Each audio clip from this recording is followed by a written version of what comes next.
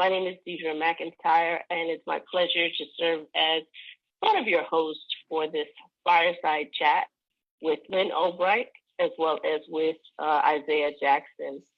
This is going to be a little bit different from the Barazas. I am going to give somewhat of a very brief, too brief, of an introduction of both speakers, and I may start them off with a challenging question, but what I really want to do is see the interaction between Isaiah and with Lynn as if they were sitting in front of a fireplace and they were just eavesdropping on the conversation. I think that's the best way of kind of getting the two sides of many different stories in terms of our topic for today. So without further ado, our fireside chat features Lynn Albright, who is the mother of Ross Ulbricht. If you're not familiar with Ross, you can certainly search for him, but he was founder of a decentralized platform called the Silk Road. And ultimately, he became charged with several different nonviolent charges that landed him in prison for 2 life sentences plus 40 years without a chance for parole. And he's still there now. He's been there for several years, and he's there mostly locked up most of the day. And in terms of Isaiah Jackson, he is the publisher of, he's involved in a number of things, but a publisher of a book called Bitcoin in Black America, which is the first book targeting Black people and trying to educate them about the decentralized space. And the fireside chat that they're going to be discussing today really is involving this idea of privacy. And are we sort of losing the war to this privacy battle in this decentralized space? So the challenging question that I want them to have now, when they come to speak, I do want them to introduce themselves more fully. And then the first question I'd like each of them to tackle before they start talking to each other about whatever it is they wish to talk about is, are we losing the war to decentralized privacy? There was an article that came out in Decrypt on August 31st about a startup that supposedly states that they can now trace Monero wherever it's spent. It's a brand new article. So, what are your concerns? And sorry, Isaiah, ladies first. We'll go with Lynn first.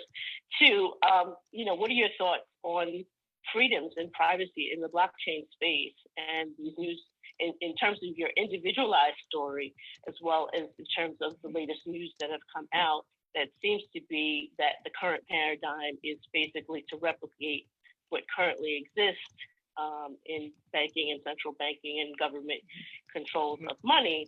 Are we moving away from the original tenets of Bitcoin, and how do you think it's going to affect us on a national and global scale? All right. Well, I'd like to just say a little more about Ross as far as Bitcoin, because Ross created the website Silk Road, which was the first proof of use of Bitcoin. It proved that Bitcoin could be used as money, and it really put it on the map. Very few people had heard about Bitcoin before Silk Road. And so because of that, he's been called the second most important person in Bitcoin history after Satoshi. I mean, it's like, some people say that. And he did it. It was all about, for Ross, freedom and privacy, because he could see that we were losing it then, which was 8 years ago. And, I guess when he started, it was in 11. So it was more than that. And it's still the question, even though I go to conferences and everybody's talking about money and how to make money, when I'm asked to speak, I always talk about the freedom, and privacy and freedom are the same, right? You can't really have freedom if you don't have privacy. And Ross wrote a essay that's been published, I think in Bitcoin Magazine published it, that is Bitcoin equals freedom. People say Bitcoin's a money or it's a store of value or whatever, but it's really freedom. And so I just wanted to read a quick quote from his essay about the early adopters, because the reason they adopted Bitcoin was for the freedom. And he said, they dreamed of a future where the economic power of the world is accessible to everyone, where value can be transferred anywhere with a keystroke, they dreamed of prosperity and freedom. And to me, that's what's so amazing and great about cryptocurrency. And it's being proven all over the world. And we can talk about that more with people, the unbanked, people who cannot, get a bank account, things like that, that it gives them that freedom. But in any case, as far as do I think we're losing? Well, today it came out, or I just was informed today, I think it came out today, that the Ninth Circuit Court of Appeals said that what the NSA spying on Americans is unconstitutional. Big deal. I mean, that's amazing. But it is overwhelming sometimes to realize, I kind of assume everything I say is being listened to or recorded and that sort of thing. And it is very concerning to me about our losing our freedoms. But I have hope, you just have to hope that with things like Bitcoin, we can keep it. So. Oh yeah. Perfectly said, Lynn, and I definitely agree with you. Again, I'm Isaiah Jackson, the author of Bitcoin in Black America. I've been in the space for about 7 years now, and most of my clients have been in the Black community. And Bitcoin is one of the tools that, of course, as Lynn said before, is for freedom. Freedom and privacy are the same thing, like she said, and that is sort of the reason why I got into Bitcoin. To start, I saw dollar signs at the beginning, but once I realized how much freedom came from using Bitcoin, from using cryptocurrency, from being able to manage economically where you will be in the future, that to me showed that that is the freedom that we need. Because at the heart of it, most people socially feel free, or in different ways feel like they're free, but as long as your economics are tied up in the Federal Reserve currently, you don't really have any freedom. And at that point, we have to worry about the tracking of your ability to use that Bitcoin. So yes, that Decrypt article I saw as well. One of the things, I think the biggest question about Bitcoin over the last few years has been the privacy aspect. We've seen companies like Coinbase sign with chain analysis. We've seen exchanges have to get bit licenses. We're starting to see governments co-opt the on-ramps for a lot of people to get Bitcoin and cryptocurrency. So the privacy aspect has been a big question. One thing I do want to encourage people whenever they use cryptocurrency is that there are private coins, even like Monero and Zcash, that people say can be tracked. However, in my opinion, what will keep the crypto market strong and to keep it private is the resilience of people.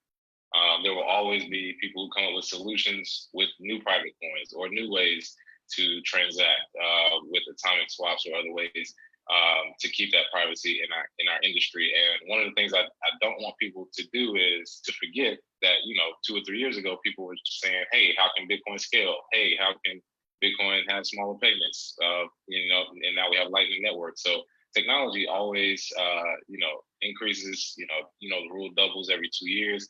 I'm pretty confident that that privacy question will be answered, and that for the most part, some of the bigger transactions are what's being tracked now, and that most of the retail consumers, your transactions from a privacy standpoint can be tracked, but I don't want to scare you out of the industry thinking that every little thing you do will be tracked. The privacy question, I think, will be answered soon enough. And I think that will be answered probably by the younger generation. So you may have to wait a little bit, but I think the beginning, like Ross Ulbricht saw, for freedom is still intact. And I think going forward that we can keep that dream alive simply just by being vigilant and relying on the technology.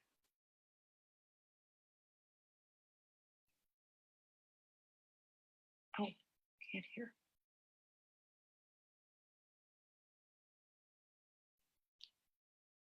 Why can't I hear?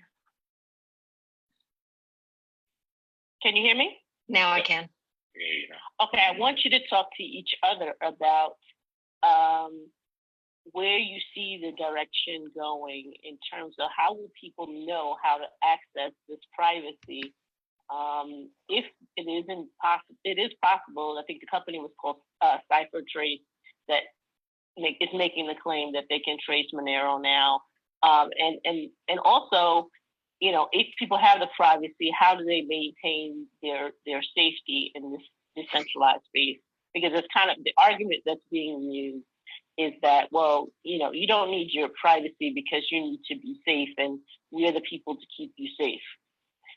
Whoever the we are, whether it's a financial institution or a government. So where's the counter response to that, to say, no, we can maintain safety, and these are the tools that we can use to maintain our safety as well as our privacy in the digital space. Well, I'm not going to chime in there anymore. So now this is Lynn and Isaiah sitting in front of a fireplace. You guys can go back and forth, and I'll just let you know when we're coming short on time. Okay, just real quick, Ross he did not get his technical abilities from me. I'm totally low tech. I'm one of those people that gets intimidated by the whole thing and using it. You brought up how to use it. And I think that is a barrier. I think that is a barrier for people like me.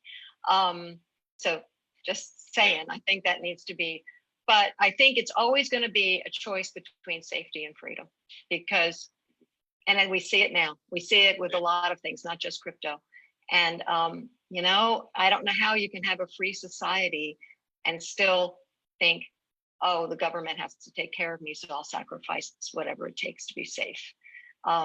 It's just kind of the way it is. And as far as, I have a friend whose company uses a thing called chain analysis. I don't know if you know about it, Isaiah. They can track things, for sure. And so I don't know, as far as knowing where your coins go and stuff like that, I don't think it's private. But I don't know enough about it. I think really, Isaiah, you should speak to it, because as far as what actually can happen. So I'm there with you. Like you said before, don't give up your privacy for security, because it always ends up blowing up in your face every time. We've seen this. And one of the things with Bitcoin, there's a level of privacy you can achieve, but Bitcoin as a whole is not completely private. So I think the number one thing we should start discussing, like we have been the last 2 years, is education. How do people like yourself, who aren't as tech savvy, begin to realize there's only a few steps you need to make yourself as private as possible? And that's something that I do on a daily basis. And that's something that I think in this conference, as well as others, is going to take some time. I keep alluding to that, but I've been around long enough to see that a lot of the questions that we have at certain times are usually answered because it's asked over and over. And I'm one of those people that wants to find solutions to problems. And I think, like you said, it starts with people, individuals, because people are just going to go what the government says every time. Unfortunately, that's what we have. But I think Bitcoin has matured to a point, and cryptocurrency as an industry, we're getting into the political fight. The money aspect, I think we've won. I think we've proven our point that it can transact, you can send it, you can use it as a store of value. I think we've proven that. But now it's becoming political, to where countries are fighting for mining power. Governments are fighting with each other over whether Bitcoin can be transacted here, or can it not be, or is it money laundering, or whatever. It's becoming political. So I think what's going to ultimately happen, people are going to have to not necessarily choose sides, but you're going to kind of have to choose sides. You're going to have to say, do I want to go with these man-made laws that make me not able to live, better long term, or am I going to actually use a system that gives me sovereignty? And ultimately, if we work together, we can come to the solutions to a problem like this with privacy and with other problems that we have as well. But I think it's getting to that point. We all knew this was coming in the Bitcoin industry. We got to go to the political fight, or sort of get people in office who understand that Bitcoin and blockchain technology is here to stay. So we should do everything to foster that growth. And those people are starting to appear now, I think. Mm-hmm. Well, yeah, in fact, that was really good. I was interviewed for a show called Open Money. I don't know if you heard about it. It was on Discovery Science. The point a lot of people were making is, we're going to fall behind as a country if we don't start acknowledging this technology, which is the future, And so the more our government tries to control it and suppress it and regulate it and all that stuff, it's stopping progress for our country and our economy. We're shooting ourselves in the foot. Exactly. We're literally telling people who come up with innovative ideas, hold up, stop being innovative for like 2 years. let our slow ass Congress, who takes breaks every couple months and doesn't understand it. doesn't understand it. Let's let them. Yeah. Let's let them talk about it. And Yeah. I don't mean to be ageist, but a lot of them are older to the point where they don't even want to understand it. They're like, let me get some intern. I know how they feel. I know how they feel. You know, it's like, I don't want to understand. But no, exactly. They'll get some 20-year-old to explain it to them in 30 minutes, and then they'll make a decision just based off of that. Or I remember there was a John Oliver clip where he explained it, in sort of a snarky way. I'm sure there was some guys on the Hill who were like, all right, well, that's what Bitcoin must be. Let me go with that. And these are the people who are trying to regulate it. So America's regulate first laws are kind of, suppressing a lot of innovation. Yes. Very backwards thinking, because if you go to other countries where they foster Bitcoin and blockchain technology, they're growing rapidly. I know places like Kenya, the digital payment system is surpassed America. I mean, almost everybody I know in Kenya has some sort of digital wallet, and crypto adoption is right behind it. So America, a lot of people have the money, but that money goes to fund politicians who don't really have Bitcoin and blockchain technology's best interest at heart. Plus, there's a brain drain because a lot of people who are very, into crypto, they're leaving the United States because they can't operate here in the same way. And so, yeah, that's really, like you say, shooting ourselves in the foot. And not only do they, denigrate the people who say these things. In my son's case, they put them in jail. I mean, Ross is an innovator. He was a pioneer. He had this idea. And the judge even said, well, we know you started this for philosophical reasons, which Bitcoin really is a philosophical thing. It's about freedom and privacy. And we don't think that's a philosophy you left behind. And you are so dangerous, you have to be put in the cage. Now, since then, of course, it's been more accepted. But in those days, it wasn't. So my point is, there's even risk, and other people have been put in jail over Bitcoin. And I just would like to put a quick plug in for, as Deidre said, my son's sitting in a cage. He's starting his 8th year in October 1st. I believe it was all about the Bitcoin. I'm sure it was. And please go to freeross.org, and there's a petition, just a petition. Please let him out. That's the petition. First time nonviolent offender. Anyway, that's my plug. I just want to make sure it got said. But it's really keeping us back. And you're right. Everything you said was absolutely correct. And I wanted to ask you, do you think there was more of a freedom of speech, like they infringed on that right? Because technically, that's all Bitcoin really is freedom of speech. Your money speaks for you. I believe if we can call corporations people, then we can call money speech. Good point. And the judge herself said it. She goes, it's philosophical reasons that you did this. Well, since when do we get put in a cage for life for our philosophy in this country? It's very, very dangerous. Yeah. Yes, and it's backed by code that is literally written speech. It's numbers, letters, cryptography, all different forms of speech. So if we actually listen to the Constitution, all these people that bang on the Constitution, freedom of speech is the first thing. That's the First Amendment. So you kind of contradict yourself when you don't let something like Bitcoin progress. And I hate to see that happen. And one of the things too, while we're here, like you said before, some people are scared away from Bitcoin because the privacy aspect, even though there is zero privacy at the banking level. I mean, zero. That's not even a question. PayPal, banks, it doesn't matter. Stripe, Cash App, doesn't matter what you use. There's zero privacy. Yeah. But since we're here, one of the things I do want to say is that you can achieve a level of privacy in Bitcoin, like I said before. The first layer is the public address, which we're all pretty familiar with. Your public address is not your name because it's not tied to your information. That's the first layer. That can be found based on IP addresses, based on spending, different wallets. So the next level is having your own paper wallets or digital wallets on your own server. And I want people to understand what I mean by that, because some of the people watching are beginners, some people are experienced, but this, I think, can help all of us if you move forward in a way where, yes, you can buy from exchanges. However, if you buy from that exchange, move it off of an exchange to a secure paper wallet, and you can store that like you would gold or anything else into a safe. And one of the things you have to do before you can do that whole process is get a VPN. They're pretty cheap. You can actually get a VPN through Bole with Bitcoin. Also, you want to make sure that you use secure browsing like DuckDuckGo. That's one way to stay as private as possible. You also want to make sure you have two-factor authentication on every website you ever use. You want to use that.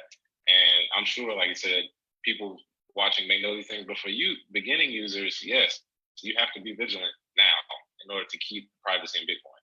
If you look at it like an investment, I just want to buy it, sell it later, that's fine. But for those of you who see it as freedom of speech, like we said before, those are just a few of the steps that you can take to keep Bitcoin as private as possible. And for the more technical people, that can be explained in things like in Andres Antonopoulos' book, Mastering Bitcoin, and online. You just have to make sure you search it. And some of those solutions, I do want to throw a quick plug, will be in my second book, Bitcoin in Black America, the second edition. So those solutions will be in there as well, because privacy, this is one of the biggest conversations in the Bitcoin industry, in my opinion. So yeah, just want to throw that out there to make sure people watch and learn a little something along the way, as much as possible. Yeah, no, that's good. Mm-hmm.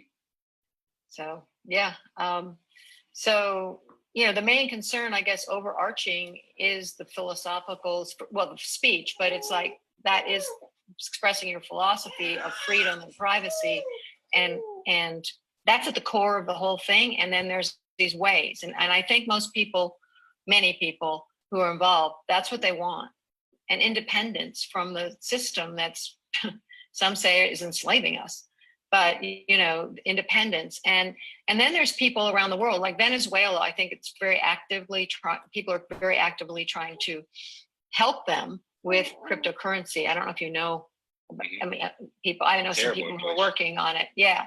And but they're turning to cryptocurrency as a potential help there, and how it can be helped all around the world, because so many underdeveloped countries, people can't get to banks, they can't get to money, they can't, and so it would help so many people. It's like a potentially incredible thing that can so widespread, and yeah, so I think that's a really important point, is like, and that's freedom, that's freedom. Like you said, it's like money, and being able to be in charge of your money is freedom. And if you can't keep a hold on your money and have freedom to use it the way you want, how are you possibly free?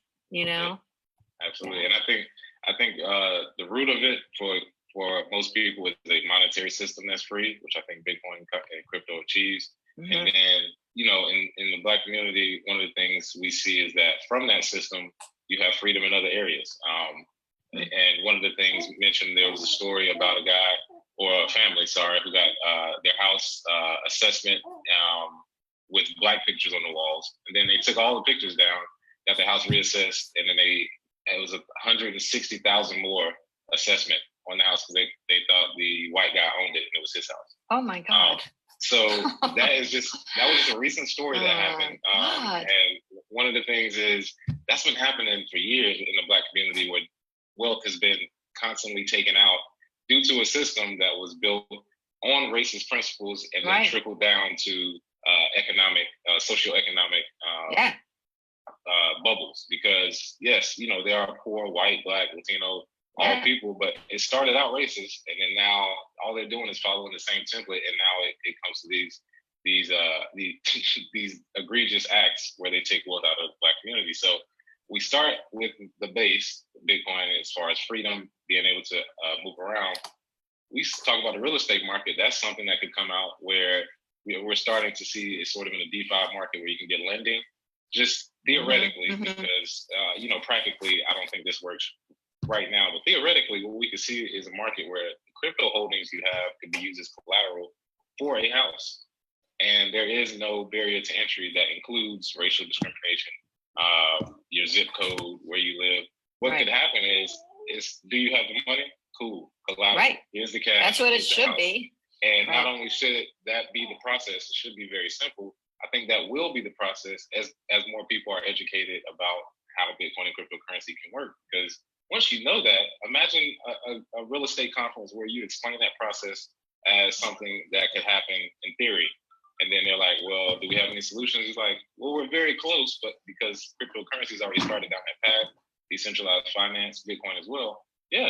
And that to me is where we start solving problems with freedom. You see that with real estate, some of the bigger markets. And then as far as privacy, the transactions at a certain point, you will have to show your face to live there. But that is a part of the freedom that we talk about. I can't wait to see that feature, simply because the reason we're having this summit is because we want to see a world that's better for us, more free, that's not hell bent on our skin tone.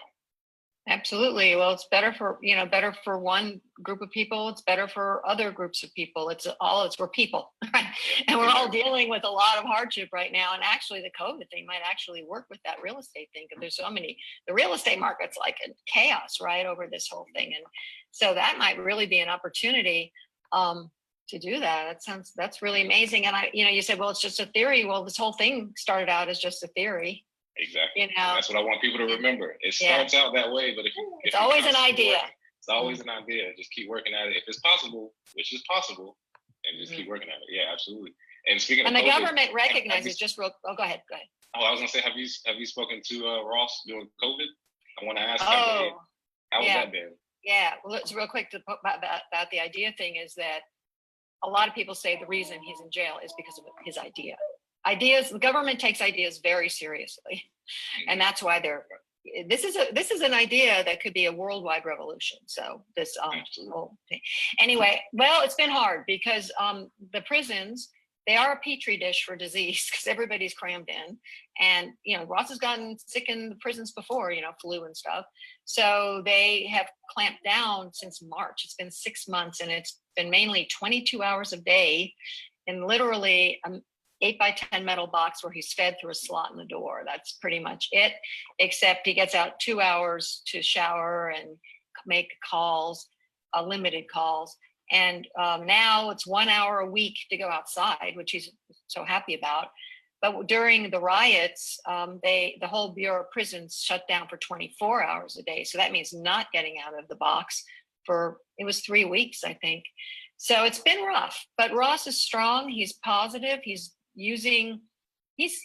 wrote an essay recently about privacy and using artificial intelligence, how we can maintain privacy and still not hide people who are hurting people, who hide under the dark web and stuff like that. And he's come up with this whole way to keep privacy and still reveal that, but he can't develop it because he's in prison. I mean, this is the kind of thing Ross would be so all over what you're talking about, Isaiah. He would love this and would have great ideas. I look forward to when you can meet him and talk about it all. And, he's hanging in there. Thank you for asking. It's not easy, but he's strong, and he's doing it. He's staying positive and constructive. So.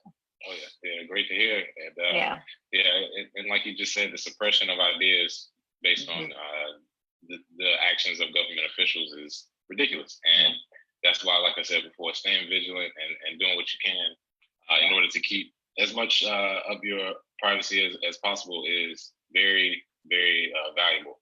And I want to go back to something you said before, where you were saying being able to be sovereign or to live in under your own guise. It's funny. I think some people don't want to divide from the government. Unfortunately, you know what I mean? Like, in countries like Venezuela, it's like, oh yeah, let's get away from it. But in the U.S., I tend to think a lot of people are spoiled to the point where they don't want to, get away from what the government says. They actually want to stay in this little, what they feel is a safety nest of ideas. But if at any point that fails, that's the thing with Bitcoin. Bitcoin has been dead 1,000 times, but it's always come back. It only takes one time for our currency or our economy to really fail. That's the only time I think it'll take for people to realize that. And we're watching it right in front of our eyes. Yeah, during this COVID era, we're literally watching, 50 million people go unemployed. The stock market is getting pumped to high heaven because, in my opinion, it's the exit pump. Just printing money and giving stock printing money, yeah. And nobody else is seeing that money. And I think we're just starting to see the effects of that. I think somebody just stated today we had 10% of people were evicted. 10% of tenants, that you know how many people that is, and that's my going to God. cascade as something else. So Oh yeah. yes, you know, I tend to think that in America we're kind of spoiled to the point where like okay, well, Bitcoin's cool, but why would I need it other than just trading it Yeah. or whatever? And Right. the freedom that we talk about comes from the fact that we can live anywhere in the world and transact in Bitcoin at some point, which is the point. And Americans have to realize that. Yeah, well, it's true. I mean, people are very complacent because they have lived such an easy life comparatively to Venezuela, for example. And I think you're right. I've often wondered, is it innate in the human spirit to want to be free, or maybe there are two kinds of people? I've asked a lot of people that, and different people have different opinions. I'd like to think it's innate, but I don't know. And it's true that it gets comfortable. You want to be safe. Now the thing is, they are like printing so much money and all of that. The thing about, correct me if I'm wrong, Isaiah, but there's a limited number of Bitcoin. It can't be inflated like a fiat. So it's going to keep its value, even with halvings and all that, right? It's still right. So it's different than fiat currency, right? Totally different. Yep, and it's deflationary. The network effect of more people, the demand increasing while the supply stays steady and it's constantly harder to buy. Yes, that is very, very simple math. Price increases from there, and the price brings people in, and a lot of times people get excited. But when you know the real root reason of why Bitcoin was created, why people use it, that's what keeps people around. And some of the things we've seen as a result of that is this booming industry where like we keep referring back to where people want this freedom. But I'm interested to hear your thoughts. Do you think that freedom can be achieved if we keep using social media that's centralized? Because getting the word out on Twitter, on Facebook, they shut down, because we've seen on YouTube. YouTube, they've shadow banned a lot of people. We've had our stuff shadow banned on Facebook. I know on YouTube, we've had videos taken down. Yep. Our channel wasn't taken down, but the Gentlemen of Crypto, yes, we've had shows taken down, certain things. And one of the things that I said before was education. That was one of the biggest things. So if you can't educate people on these platforms, do you think decentralized social media is something that could help with privacy as well?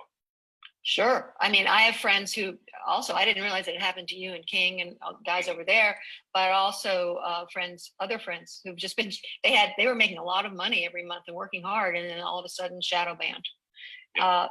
This is censorship, I mean, of course. And it is, who's deciding this?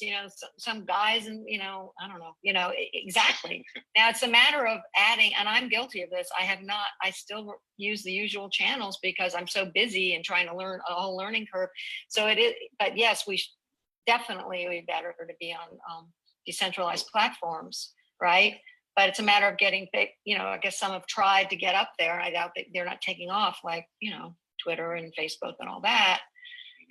I don't know. And then I think it's been floated about, well, they're a monopoly and we need to do some kind of legislation. I'm always hesitant about legislation. Yeah, and legislation. It always seems to mess up somehow. But I don't know. I mean, are they any different from the, industrial barons, back in the 30s who small businesses couldn't get ahead because these people controlled everything? I don't know. I think that bottom line, you're right. How can we have education, freedom of thought, interaction of ideas, and progress? And if this is going on, you can't. How can you do it? Especially like you said, suppression. I've had my book suppressed by Amazon. Most people don't realize the Kindle version was suppressed for weeks, and shipping was suppressed for months. So yes, literally they sent me emails suppressed for these reasons, and it was for no real reasons. But yes, that suppression does happen, and I think that decentralized social media is one example, but of course the blockchain industry as a whole opens up the world of being able to get things out in a decentralized manner. I would love to see a future where they were bigger, but I would never say never, simply because MySpace was the biggest thing smoking 15 years ago. 15 years from now, people could, and this is personally what we do, I always keep some sort of decentralized solution to whatever I'm using. So even with YouTube, we have a decentralized video platform just in case we need to move there. What do you use? D2? Minds.com. and we have signed on with DTube as well. So yeah, DTubeminds.com. Exactly. Yeah. And with decentralized social media, not as prominent, going forward. But before, I had Steam for years. It could grow. Me too, Steam. The day it came out, and that's the thing. So I always kept sort of a backup because I don't trust. One of the things Bitcoin teaches you is don't trust any centralized service, because if they can be influenced by government officials, they can be taken down just like anything else. So always, anybody watching, keep sort of a decentralized backup or something, a smaller platform that may not have the attention yet, where it can be taken down, because you want to, be able to get the word out there and educate so that we can get this freedom that we're speaking of in this day and time, since we can't see each other face to face as much anymore. Yeah, you're inspiring me to put this on the top of my to-do list, because I keep putting it away, aside. But I actually found out that I was also Ross's channel that I was also shadow banned. I didn't know it. They said, "Oh, you're demonetized." And I said, "Well, I'm not making any money anyway. Who cares?" And a friend said, "Well, that means they're shadow banning you." So I'm just trying to free my son from prison. Yeah, why are you doing this to me? Yeah, I'm not a threat to anyone. But same thing. I mean, who decides these things? Well, it's arbitrary, and obviously they have an agenda. They definitely have an agenda. Yeah, and as we call it on our show, the tap on the shoulder. That's sort of when you get some money, your company starts doing well, and then you get that tap on the shoulder. Sort of like I believe it was Putin did an interview recently. He was saying how every politician has great ideas when they start, and then all of a sudden they don't do anything they said for a reason. He was like, the guys in the black suits and the blue ties show up with the briefcases. Wow, that's a good image. That's so true. He says they sit down and say, "Okay, this is how things really work," and that's what I think a lot of governments indirectly do with these companies. And they've done it across the board in Bitcoin. They say, "Oh, great, you made a lot of money. Cool. Now you owe us this. And if it doesn't happen, then your business is over." And I think that's where you get people to comply. And that's why I shout out to people like the Kraken CEO, Jesse Williams. I believe. Oh yeah, Kraken. He didn't comply when they kept sending them letters to send them data. He was like, "No, you have nothing to do with us. You won't even regulate it to the point where we can get clear regulation on what we need, and now we owe you money." Now, you can keep that. So I like the fact that that's good to hear. Push back. Yeah, people are starting to push back, and I think as these companies grow and swell, say we get $1 trillion exchange at some point, you really think they're going to comply with the government agencies? It's like no, kind of like Apple. They're like, "You want a backdoor? No, you don't get it," and then they're just gonna have to listen. So hopefully that day comes, and we just have to keep pushing. Yeah, no, absolutely.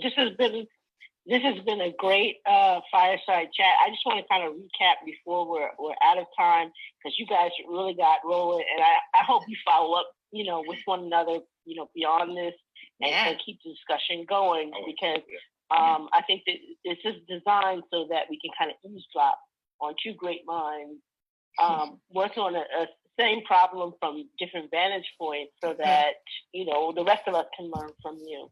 So I think some of the points that were touched upon is that Ross is indeed working on some writings that, right now he can't get out on privacy, and because he's on lockdown for about 22 hours a day. We also know that Isaiah is coming out with a second book for Black people in cryptocurrency, and there will be aspects in terms of privacy. Governments such as Venezuela, and I think Sinclair would be remiss if we didn't also mention Zimbabwe as well. Many different countries around the world have no access to any viable fiat, or if the fiat that they have access to is not really aiding the people. It's a very big issue. I think one of the conundrums is that, how do we ensure safety? But this is also a pushback against racism as well. This idea of being anonymous. It's not just we're not just tackling social economic issues versus poor whites in Appalachia versus whites in New England who may be at better advantage or something like that. But it's also, well, what are the Native American? What are the Black? What are the et cetera, different people?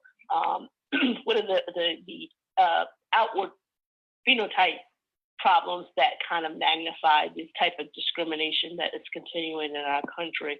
And, the aspect of social media, the fact that there is a quiet repression that we know about that most people don't know about. That if you speak about cryptocurrency, that you have your videos removed or you have your sites repressed. I think these are long-going issues, and then ultimately we really have to look to privacy. So, any parting words before we're finished? Because you have about 2 minutes. Well, I'll just real quick say that all of this, being involved in all of this, has brought it to the forefront of my mind that we're at a crossroads in history. I really believe that. I think that we're at a tipping point. So we can still, and I'm always heartened talking to people like Isaiah, who know so much and who are so, coming up with so many ideas. But it's like we can either go towards innovation, freedom, privacy, the individual ideas, and allowing them to flourish, or we can go towards government control, suppression of ideas, and not have as good a culture, not have as good a country or a world. I mean, in my opinion, right? So we're at this tipping point. It's a very important time in history, and it's time for people to really look at it and decide what they want and what they're willing to do to have it. And crypto's part of that. Absolutely. And I just want to say that 2020 is the year. If every year prior to it, you've been saying, I'm about to, I'm going to, this is the year. You've been sitting at home, you haven't been quarantined, you didn't have anything else. This is the year. If you haven't noticed, like you said, it's the tipping point. And Bitcoin, cryptocurrency, blockchain technology, all of those aspects converging at a time right when we're seeming like we're unstable as a country, as the entire world, is no coincidence. This is what Bitcoin was built for. And 2020 has proven that. And I want people to understand that going forward, everybody can use it, but in the Black community, we should really be vigilant because we understand that this system that we're currently in was not built for us. So we need to push forward with another. So just want to make sure everybody stays vigilant, like I always say, and free Ross. Shout out to him. Thank you. Definitely. Free Ross, and thank you to Lynn as well as Isaiah in joining us in this Black Blockchain Summit.